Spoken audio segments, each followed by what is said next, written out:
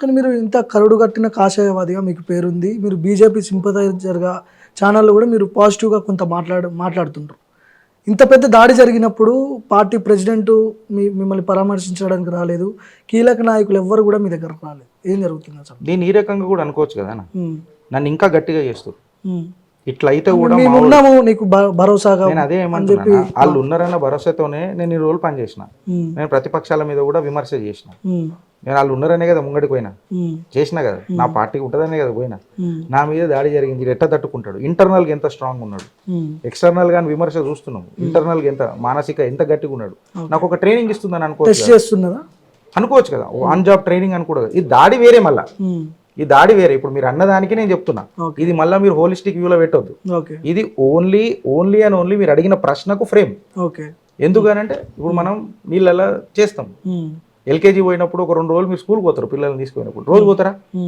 తర్వాత నా కొడుకు చదువుతాడు, నా బిడ్డ చదువుతుంది అని అనుకో వదిలిపెడతారు. తండ్రి కాన్ఫిడెన్స్ అది. సో నా పార్టీ అనేది అమ్మ లాంటిది. అమ్మ నన్ను నడుస్తున్నాడు, నా కొడుకు నడవని రేపు ఉరుకుతాడు, తల్లికే కదా ఆనందం. పోరాడుతున్నాడు, పోరాడని చూద్దాం.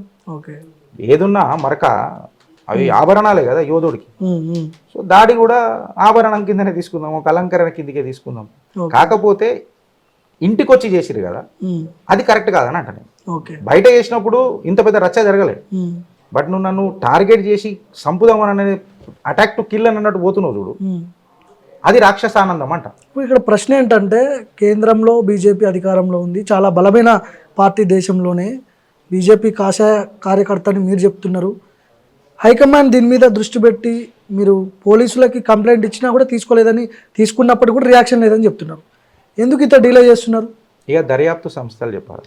నేను నా ఇంటి మీద మీ పార్టీ అధికారంలో ఉంది దేశంలో. ఆ దేశంలో ఉంటే ఏందన్న, ఇప్పుడు నేను రా చీఫ్ని అయితే కాదు, నేనైతే పార్లమెంట్ సెక్రటరీని కూడా కాదు, పార్లమెంట్ అఫైర్స్ మినిస్టర్ని కూడా కాదు. అక్కడ ఏం నాకంటే పెద్ద సమస్యలు చాలా. కనీసం కార్యకర్త మీద దాడి జరిగినప్పుడు పార్టీ హోప్స్ కూడా ఇవ్వదా? కరెక్ట్. ఆ హోప్ నేను ఇవ్వలేదని ఏదన్నా చెప్పినా మీకు? నాకు ఫోన్లో వచ్చి నేను మీకు చెప్పిన ఏం మాట్లాడింది అన్నది, అది నాకు వాళ్ళకున్న సమస్య సంబంధం. కరెక్ట్ గా అది నేను ఇక్కడ చెప్పాల్సింది. That is my personal issue. నేనేమంటున్నానంటే, వాళ్ళు ఏమనుకుంటారు వీళ్ళు ఏమనుకుంటారు అనేది నాకు మద్దతు దొరికింది.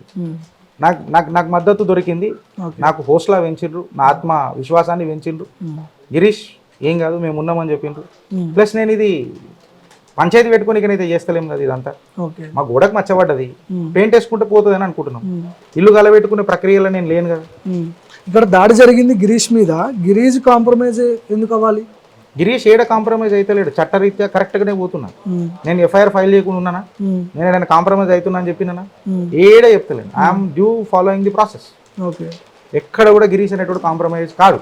ఖచ్చితంగా ఎవడెవడైతే దాడి చేసిండో మనం నిలదీస్తాం, చట్టరీత్యా ఏమేమి ఉంటుందో చట్టం శిక్ష చేస్తాం. ఇంకా థ్రెట్ ఉందని భావిస్తున్నారా? ఇప్పుడు ఎవరైతే బ్యాచ్ వచ్చి మీ మీద దాడి చేసిరో, భవిష్యత్తులో దాదాపు 3 సార్లు అటాక్ చేసిరు, భవిష్యత్తులో కూడా దాడి చేసే అవకాశాలు ఉంటాయి, థ్రెట్ ఉండే అవకాశం ఉందా? రకరకాలుగా చేస్తారన్న. ఇప్పుడు వెనకటికి కూడా నన్ను మానసికంగా క్షోభ పెట్టడానికే నేను చేసారు. నాకు మానసిక దాడులు చాలా ఎక్కువ జరిగినాయి. నా ఫేస్బుక్ హ్యాక్ అయింది. నా ఫేస్బుక్లో నా కూతురు, నా భార్య, మా అన్నలు, మా వదినలు అందరూ ఉన్నారు. ప్రోనోగ్రఫీ సైట్స్ అన్ని అందులో అటాక్ చేసారు, హ్యాక్ చేసి. వాళ్ళకందరికీ మెంటల్ ట్రామా ఎట్లా అయిందొచ్చు. సో నా మీద జరిగిన దాడులన్నీ మానసికంగానే. ఎందుకంటే గిరీష్ అనేటోడు అంత జల్దీ దేనికి ఓటం ఒప్పుకోడు, మానసికంగా దెబ్బతీస్తేనే వాడు పోతాడు. సో వెనకటికి కూడా అదే జరిగింది, ఇప్పుడు కూడా నాకు మానసిక దాడే జరిగింది. నేను అదే అన్న, ఈ గాయాలు ఏందన్నా మర్చిపోతాం, బట్ ఈ గుండెకి తగిలిన గాయం ఏంది, నా పిల్ల ఏడిచింది. ఒక రాత్రి అంతా నా పిల్లలు ఏడవండుకుర్రో నాకు తెలియదు. మా అమ్మ చెయ్యి బెనికింది, ఇరిగింది, whatever it may be. అమ్మ నీకు ఎట్లుంది అని అడిగే పరిస్థితి నాది లేదు. ఇదంతా ఎట్లుంటుంది? పంచాయతీలు 10 చేసుకుంటాం, బయట ఇంట్లో ఎట్లుంటుంది? సో ఈడ ఇష్యూ. నాకు చివరిగా చెప్పండి, ఇప్పుడు మీ మీద జరిగిన దాడికి రివెంజ్ ఉంటుందా? గిరీష్ నుంచి ఏమన్నా రివెంజ్ తీర్చుకోవాలనిపించట్లేదా? రివెంజ్ అనే పదం నా జిందగీలో లేదన్న. రాజ్యాంగబద్ధంగానే గిరీష్ ఉంటాడు, ఉండబోతాడు.